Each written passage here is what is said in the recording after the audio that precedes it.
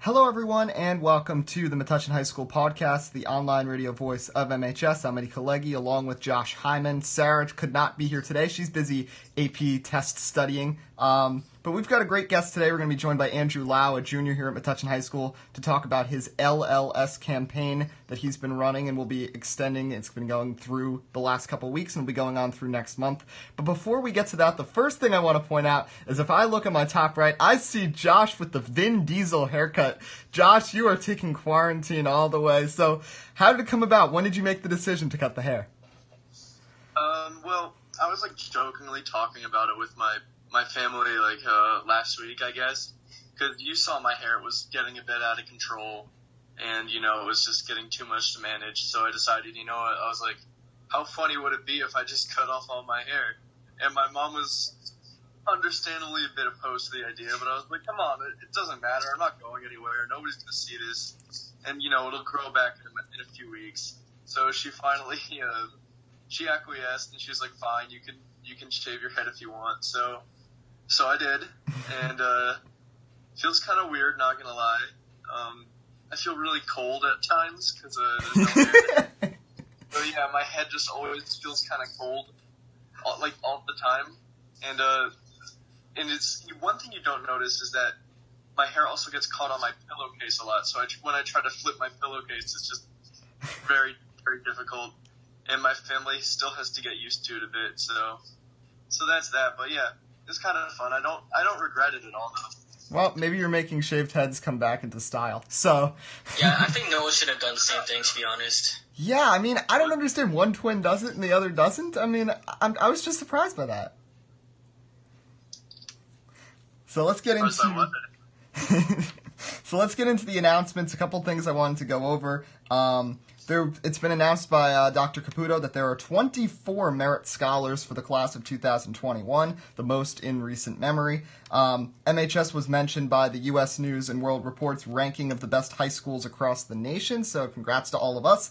And GMC awards were handed out to the seniors. The sportsmanship awards went to Ariel Benderly and Elijah Irvin, and then the Scholar Athlete awards to Daniel Schleif and Sophie Lipschitz. So we have Andrew here, and he's been busy the last couple weeks running his LLS campaign. So the first thing I want to ask you is just to tell us a little bit of information about the background of this campaign. How did you get involved? Why did you get involved? And what's it all about?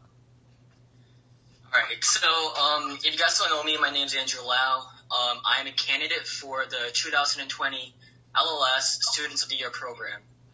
So basically, LLS stands for the Leukemia and Lymphoma Society. They're basically the biggest nonprofit charity researching and donating towards blood-related cancers like leukemia and lymphoma. My parents have been really involved in this, and my mom contracted lymphoma a couple years ago, so that's basically one of the causes why I wanted to contribute. And I've also gotten involved in the Student of the Year program for 2020, and basically the Students of the Year program provides a scholarship to the candidate that raises the most amount of money in a 7-week period from March 31st to May 21st. So I'm in the New York City area along with 20 other teams, I believe. And right now, we're halfway through, and we're trying to get as much money as possible, spread awareness, especially these tough times, trying to spread awareness about LLS. So I'm trying to ask people, trying to set up events. Like tomorrow we're doing a Kahoot tournament, so that's what we're doing to try to spread awareness. Yeah, that's the next thing I wanted to ask you about, because I know you guys did a movie night of Jumanji 2 last week, and now having a Kahoot night. So not only is this a great cause to get involved in and to donate to the LLS, but also you're really bringing up during this time, during the quarantine, people need things to do, and you're servicing that as well. Thank you. So something I wanted to ask you, how do you donate? Because it's something online. How do people donate? I also saw just the overwhelming support, how so many people have been donating. So how can you donate and become involved with the cause?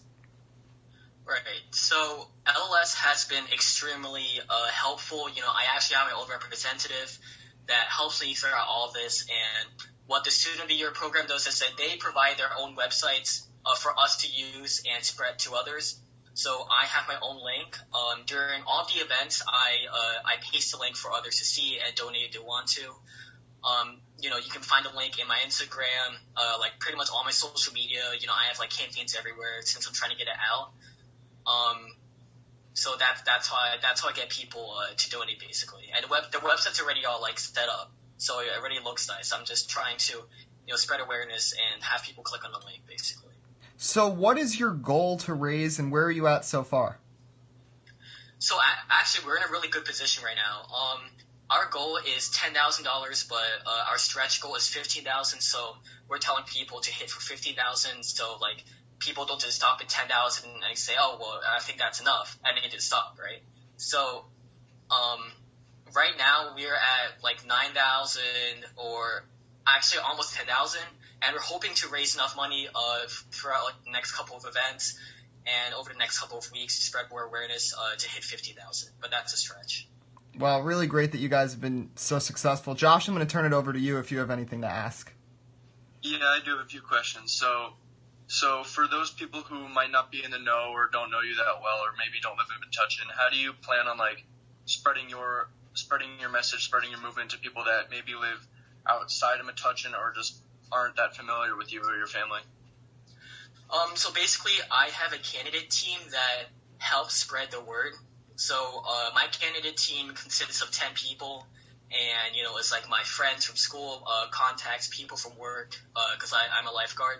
And basically, they spread to their contacts, and they ask it to spread it out, and they spread to their contacts, so it gradually broadens, like grows and keeps growing, like throughout the nation, basically. And my dad has also been really supportive of this. He has a lot of coworkers that work internationally in Russia, in China, in Singapore, and he has a lot of those connections. So I've used his contact list to basically spread the message like to as many people as I can. So even though our team is based in Metuchen, we're really making a lot of connections outside to try to spread the word. All right, so it seems like you're pretty well connected and you're getting the message across pretty well. That's really impressive. Thank you. Yeah, and another question. What has been like the biggest hurdle, biggest challenge for getting this movement going and getting people to donate and spread awareness? Definitely the biggest obstacle is the sudden changes due to COVID-19. I've been planning this for several months, right? But I had to change everything once schools were shut down, businesses were shut down. Like everything was closed. And I already had I had like bake sales like planned.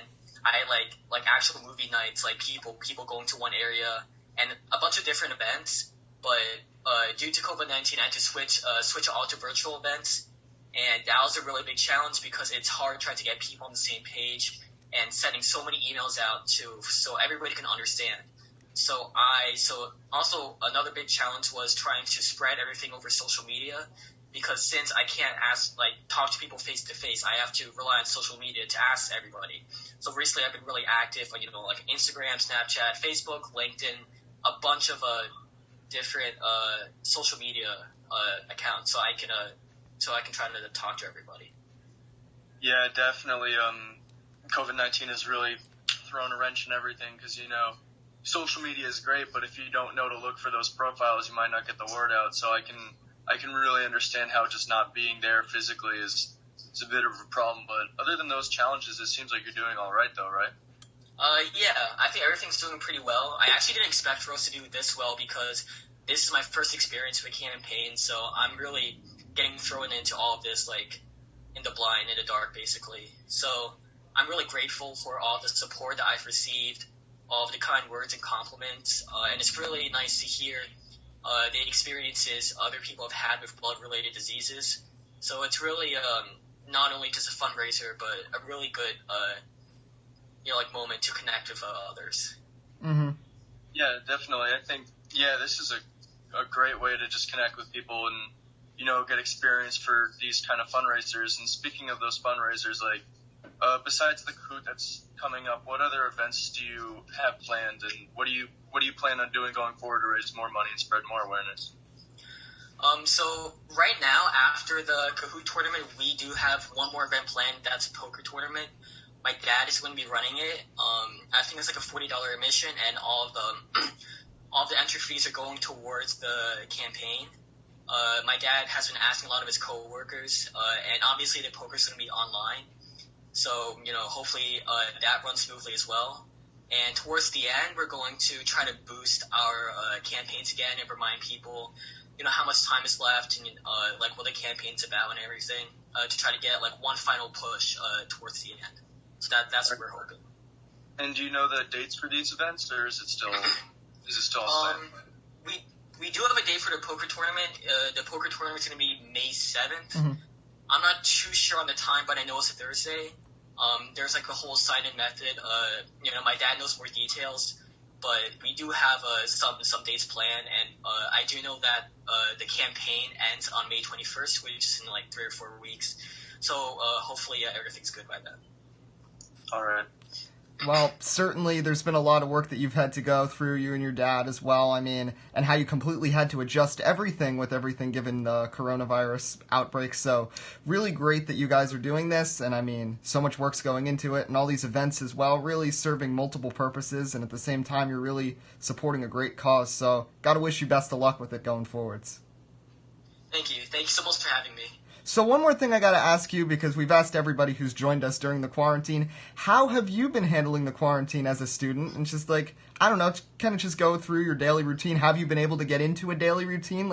How's everything been going right now? Well, first of all, my sleep schedule is entirely different from my school schedule. I'm going to bed a lot later and I'm getting up a lot later as well. But I think it's a lot better because I'm basically in control of my own schedule. So, I prioritize things around what I want to do, and I've also done a lot of other things that usually I wouldn't do. I've been watching a lot of shows recently, picking up doing different activities, learning how to juggle, little things like that, just to keep myself entertained, because I don't want to just sit on my bed the entire day. I think having all of this extra time is good, and it just gives me a break and gives me time to reevaluate what I want to do. Mm-hmm.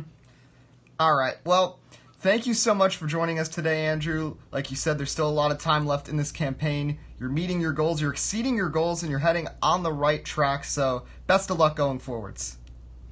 Thank you. Thank you so much.